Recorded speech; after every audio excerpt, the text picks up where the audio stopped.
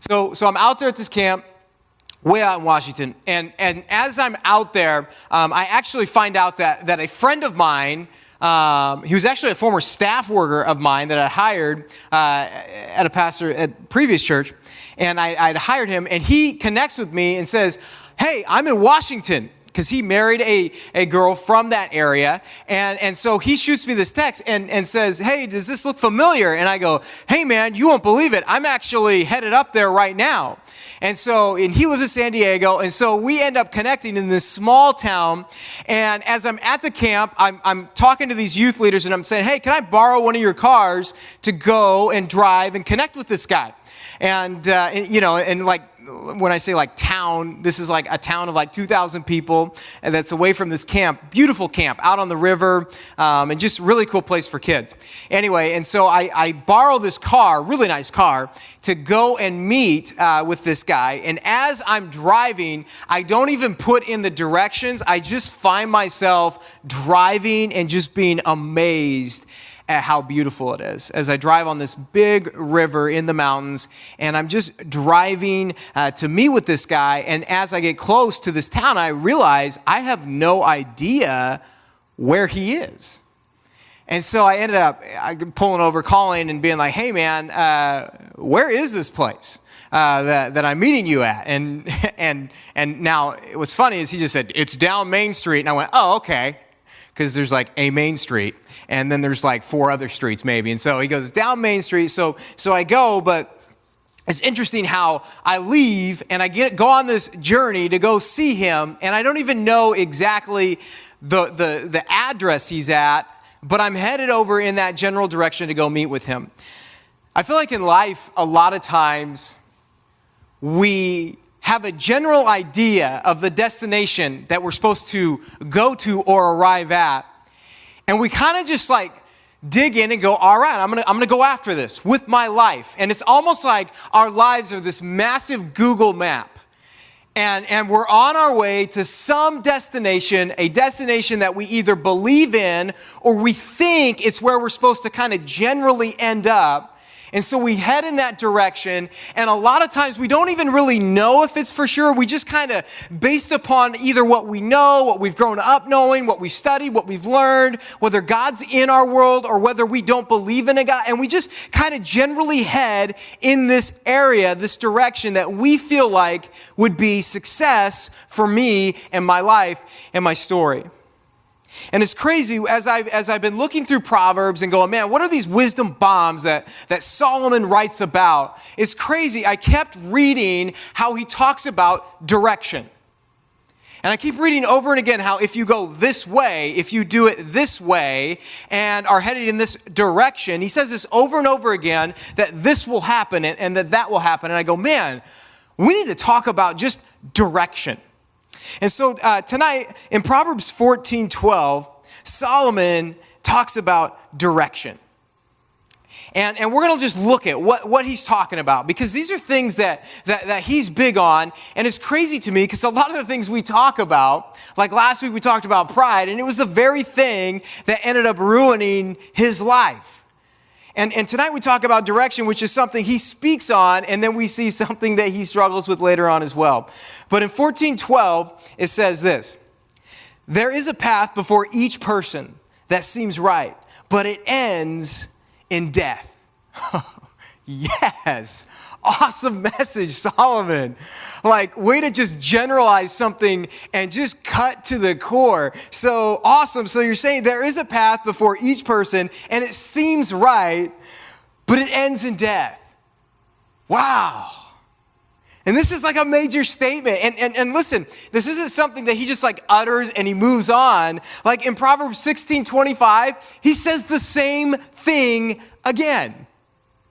And so it's like, okay, so what's going on here? Because this is kind of alarming when I read this, that there is a direction with my life, a way that I could take that will seem right to me, and yet it ends in destruction. Or he says death. And so I look at this and I go, okay, so man, I gotta call a timeout here. What's going on with my life, with the direction? What is he talking about here, especially when someone repeats something, because I don't know about you and me having kids now, I find myself with Kingston, our oldest, if it's something really important, I have to repeat it. Like if I really don't want him to do something, because if he's doing something and it's kind of just funny and I go, stop it, but I'm kind of laughing and he kind of gets it. But when I say, hey, stop, and then he kind of looks at me and then I go, stop. He stops. I'm repeating it. I'm more serious about this. In your Bibles, you will find things repeated, and it's not like they just missed that someone else had said this. It's because it's something really important. And when the wisest guy to ever live, inspired by God, says this thing twice in the book he writes, it's kind of important. And so as we look at this, what's the deal here with this way that we could go down that seems right to us but ends in destruction? And it reminds me of something that Jesus said. In Matthew 7, 13 and 14, Jesus, in his big talk that he gives to this crowd, it's called the Sermon on the Mount, he stops and he says something that really sticks out to me, that aligns with what we're talking about. In Matthew 7, 13 and 14, Jesus says, you can enter God's kingdom only through the narrow gate. The highway to hell, sounds like a song, the highway to hell is broad and its gate is wide for the many who choose that way. But the gateway to life is very narrow and the road is difficult and only a few ever find it. And so we start seeing one thing that's huge is not all roads lead to the same direction. I have conversations with people, and a lot of times it's kind of like, well, you kind of do your decisions, I kind of make mine, and we just do our best with the decisions that we make, and it kind of just generally will all work out. And I read what he says, and I read what Jesus says, and I go, like, no. Like, I got to actually think through and take seriously the direction of my life, the path that I'm on, and ask myself, why am I on this path? Because when you look at direction and going in some place, there's going to be roads, like if you just go, all right, I'm a Google Map, and I just say Google Map because that's what I use. You may use a different app or a system, whatever, to find where you're going. I'm not getting money from Google to say it. That's what I use, okay? So you may Google Map this destination, and on your way there, you may notice on the map, or just, visually, you may see a way and go, that way looks a lot easier.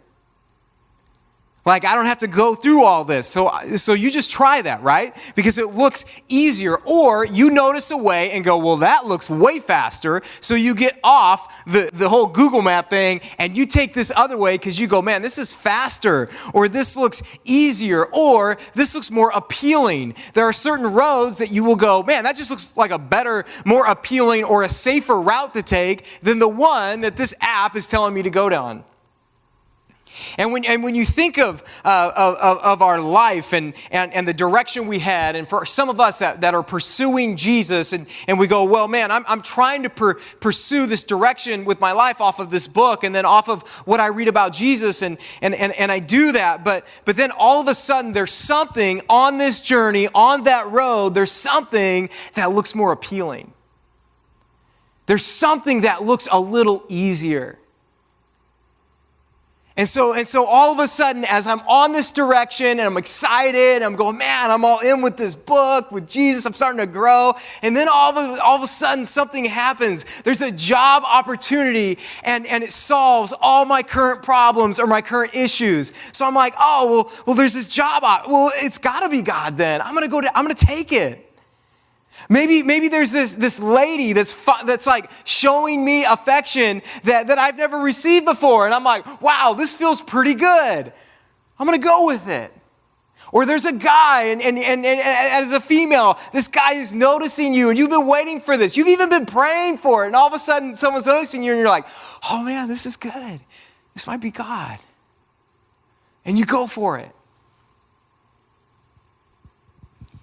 There's so many things that, you look at, there's medication to help me cope with this. Man, this medication that I can just keep staying on and go to, man, it helps me because it kind of gets me outside of my mind and I'm able to just relax and move forward. It makes me feel better. Maybe there's a quicker way to the top for you. in your career, in your field. And yeah, you may have to do a few things that are kind of questionable, maybe just wrong, but no one will really notice, but it gets you to the top quicker, and you can have greater success that way. And we see these things, and what they offer is the solution to our problem, which is, I don't want to wait on Jesus. Like, I don't want to wait on the Lord. I don't want to, you see these verses like, have patience, trust, walk by faith. And you're like, that sounds awesome in a message, but when I'm asked to live it, I don't like it so much.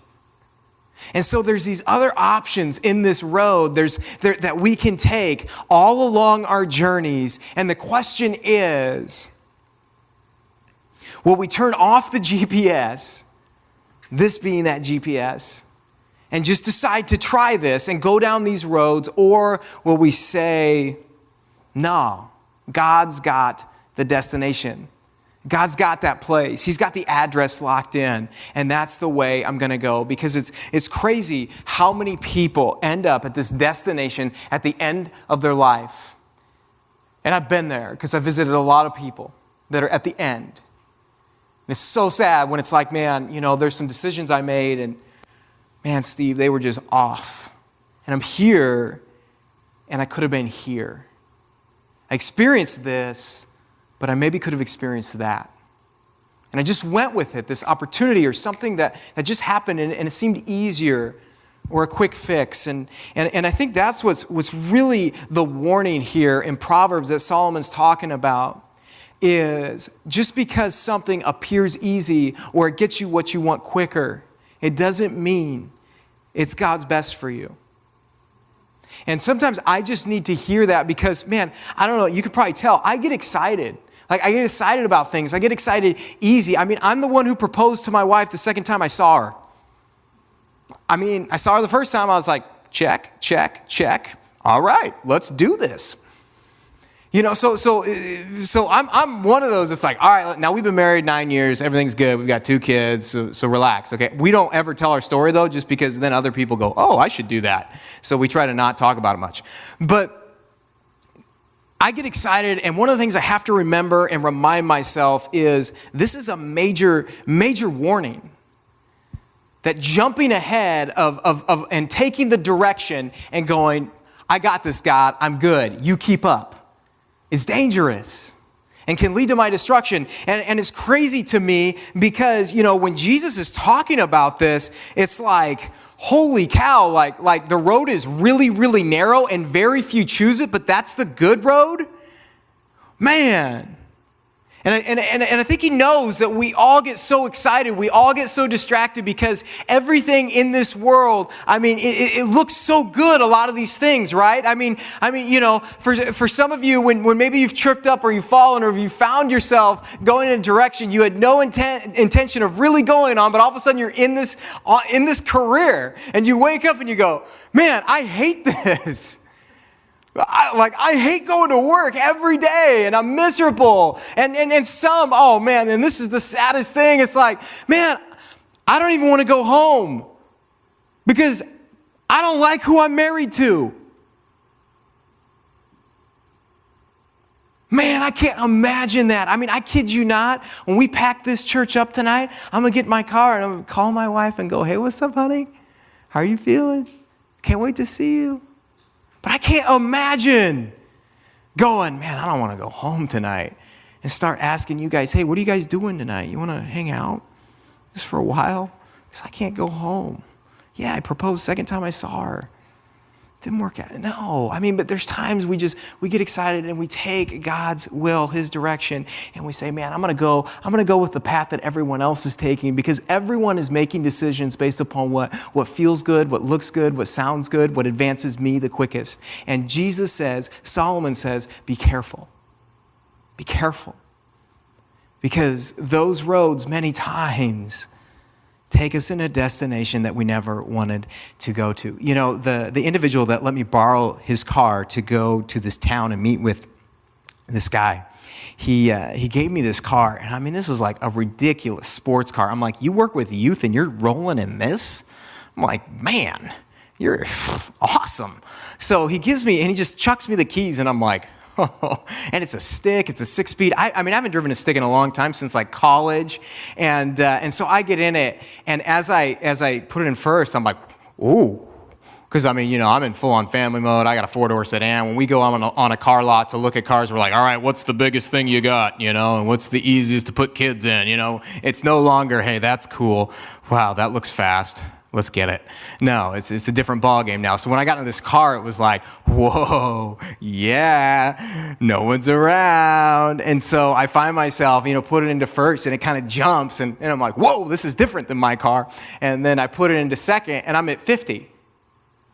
And I'm like, the speed limit's 50. I'm like, are you kidding? Who are these people? They put a 50 mile per hour speed limit, and I've got this horsepower just wanting to go and gallop? No. And so I'm driving on this river, and it's beautiful, but I'm in second gear. And I just touch it, and I'm like, ooh, there it is. But as I'm driving, I started thinking like as I'm seeing the speed limit signs, because I'm like, man, it's got to change soon, right? It's got to get faster. But as I see it, I go, I started thinking, whoever came up with the speed limit here, they were not thinking, hey, I want to ruin Steve's time in this fast car. Like, I want to make sure he has no fun on this road. They weren't thinking that.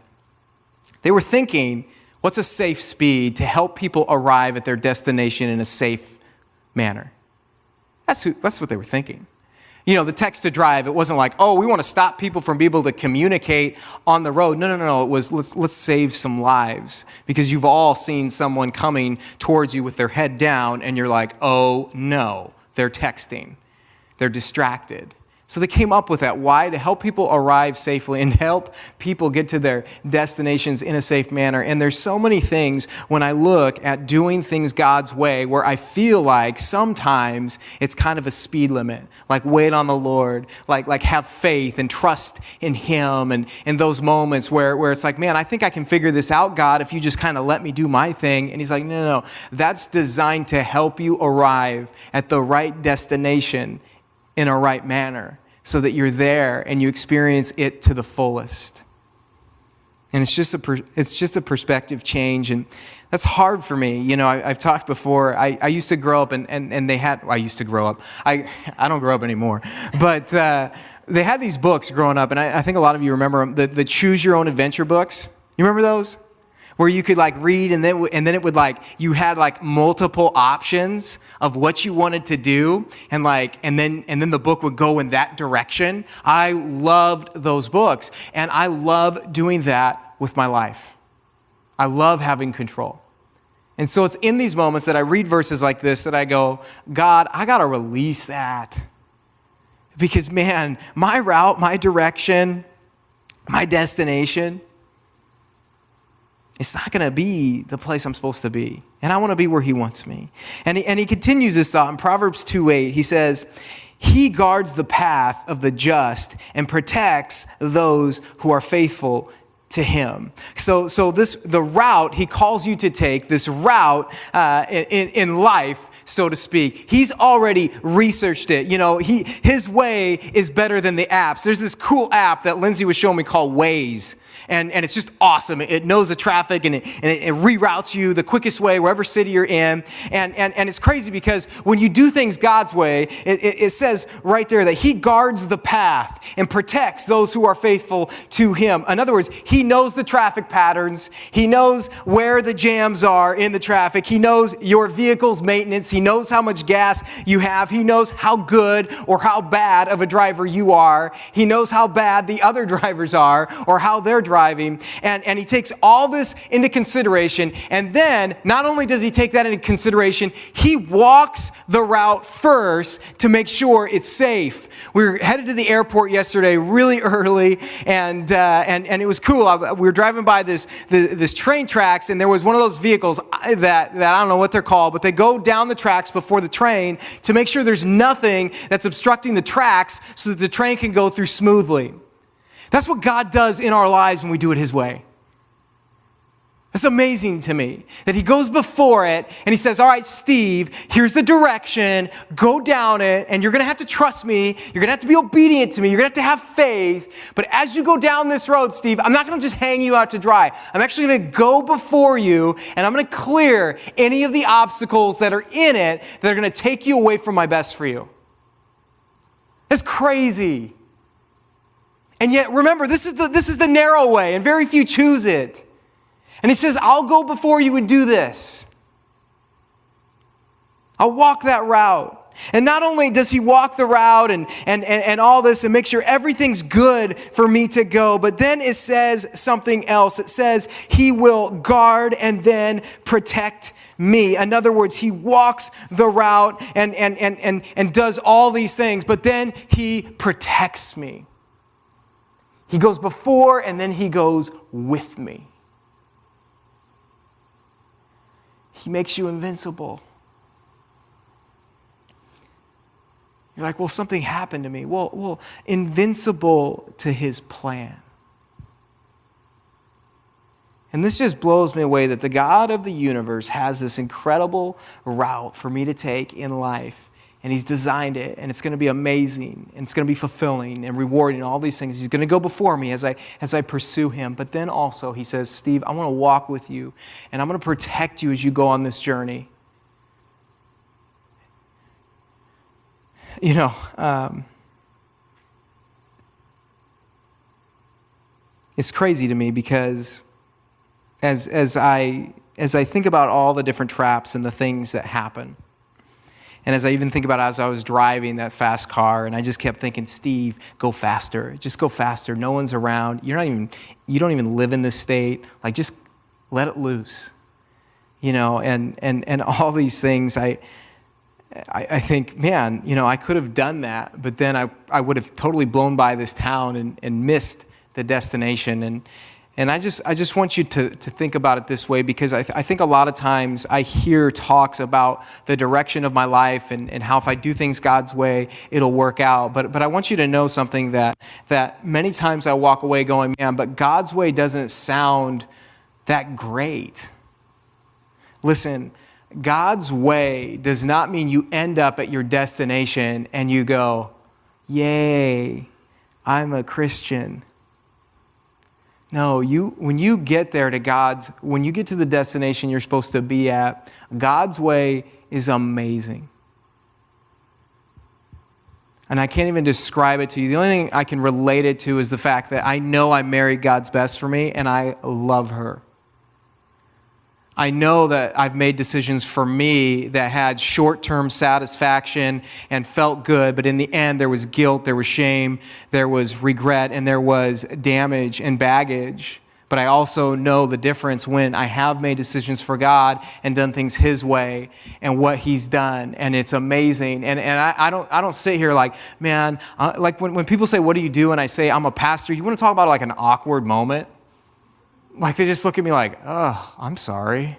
It's like, oh, you look like a fun guy. Like you're a pastor. But I'm like, no, man, I'm a pastor. And they're even more confused. They're just like, you like what you do? Oh my gosh, yeah, I love it. I love it.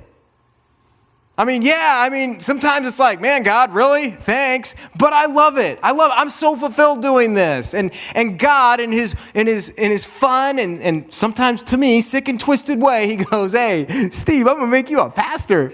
Oh, awesome. Thanks, God.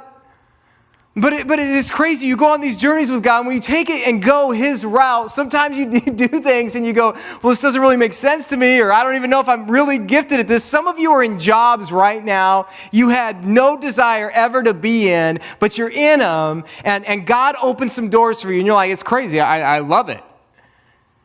And you're blown away by it. Some of you are right now with someone else, and you have just done life and lived life in so many wrong ways, but God still, when you're like, all right, God, I want to try this, I'm going to do this your way, and he like just blessed you, and you're like, oh my gosh, I'm with someone that I love, and this is working out great. So he does things, and it's not just like, do it, and take this route, and it'll work out. It's like, no, it really will work out, and it'll be an amazing, amazing thing. It really will.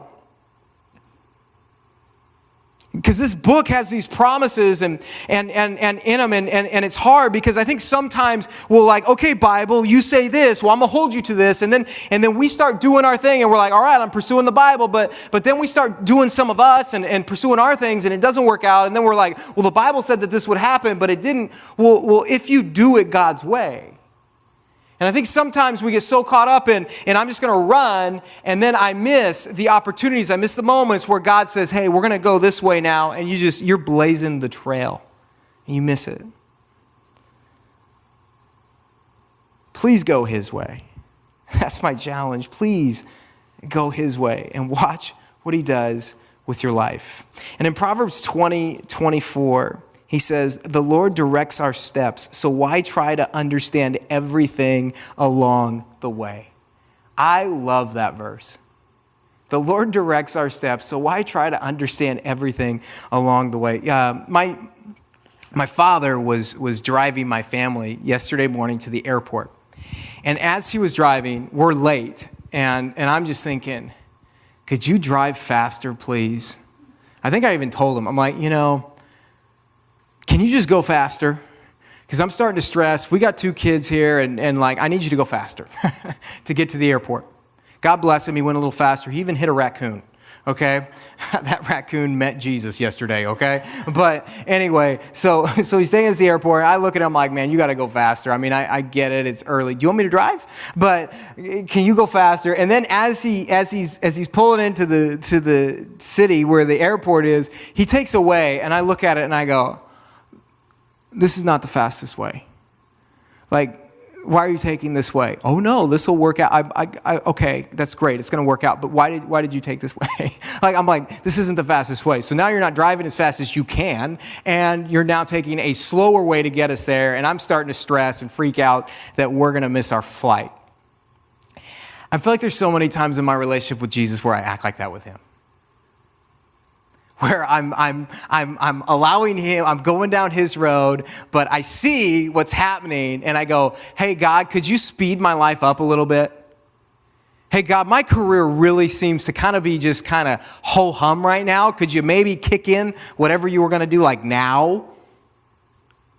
Hey God, I know I said I would do this and I thought you were telling me to do it, but what's the deal? Why isn't this working out like you said, or it just hasn't happened maybe as soon as I thought you said it was going to happen, and here I am. And there's moments where all of a sudden then we're taking a different route to the place where we thought we were supposed to be, and to us, with our view, we go, God, this isn't the fastest way to blessing me. You could do this, God. And I find myself, just like I did with my dad, except this is kind of a bigger dad, I start telling him the quickest way to bless me, to help me get where I need to go. And I love this verse because it just says, would you just sit down, put your seat into the reclining position, and chill? And quit trying to be God. Quit trying to think through what God is like. Just allow God to be God and follow him. And I don't know about you, but I just need to hear that. I need to hear that sometimes because I get so caught up in trying to figure out, God, so how are you going to do this? And then there's verses like this that say, just stop trying to figure me out. If you could figure me out, I wouldn't be God.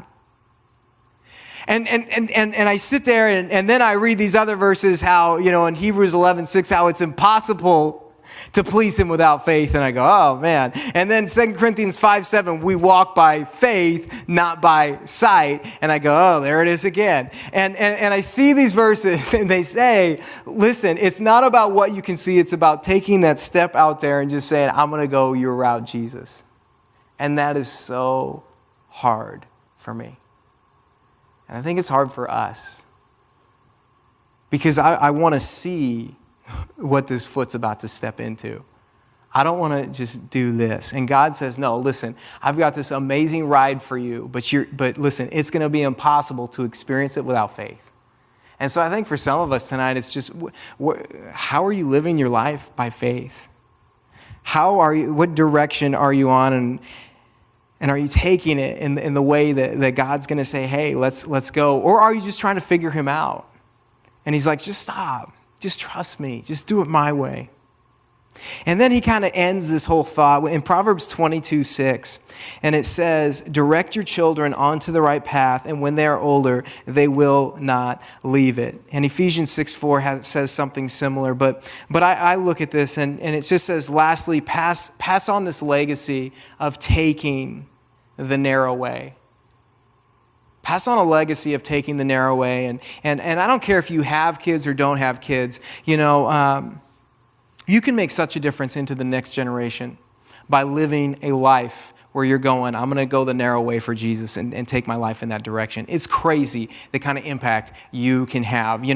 I'm pretty sure that most of the people that we read about in our Bible here had no idea that we would be reading about them and then using them as inspiration and talking about them thousands of years later.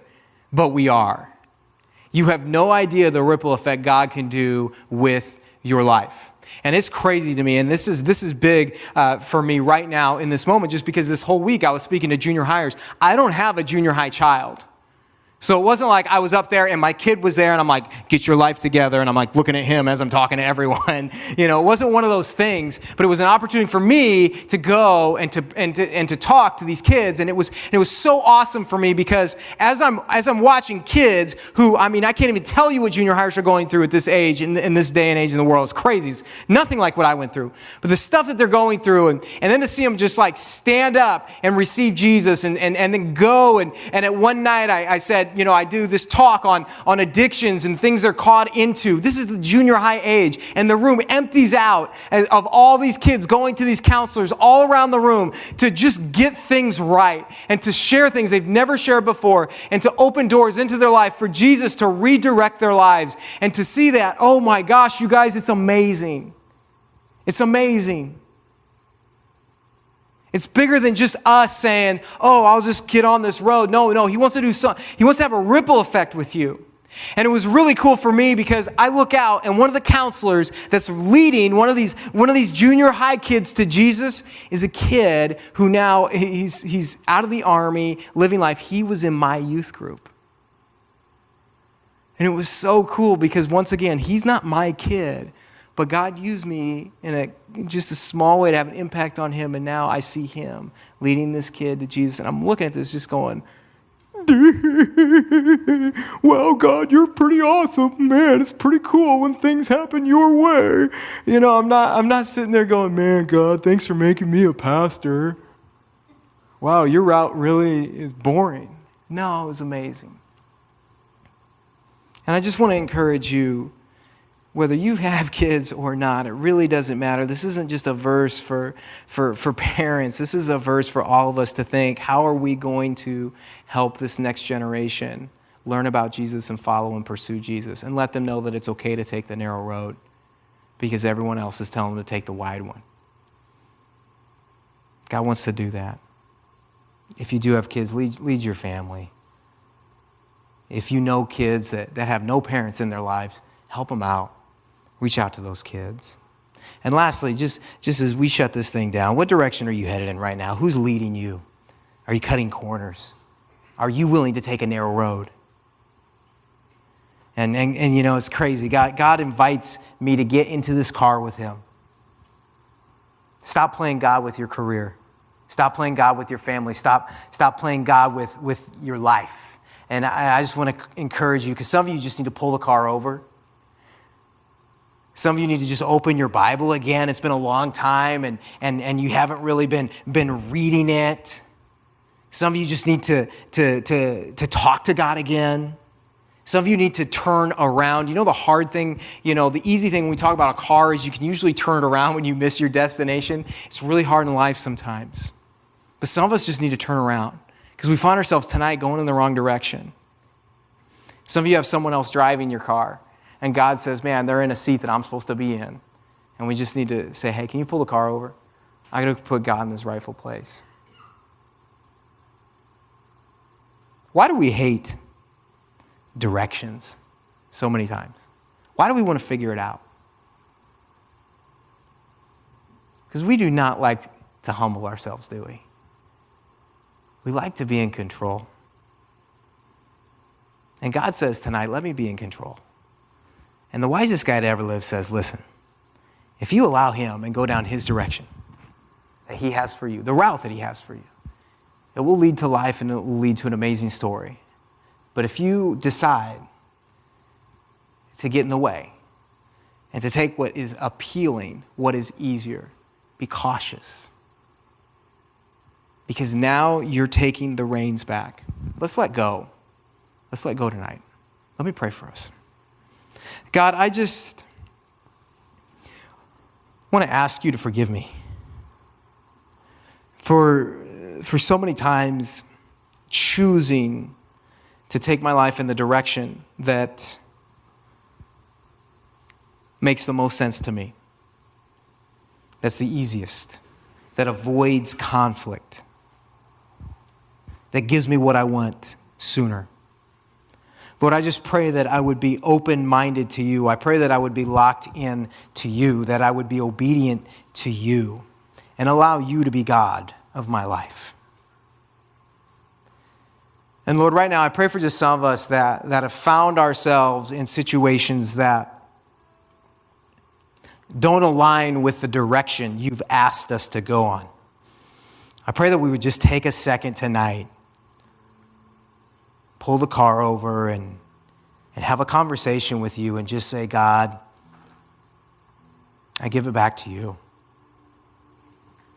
I pray that, God, you would remind us that just because everyone else is headed in a direction and people are telling us to go in a direction, it doesn't mean it's the right direction or that it's your direction.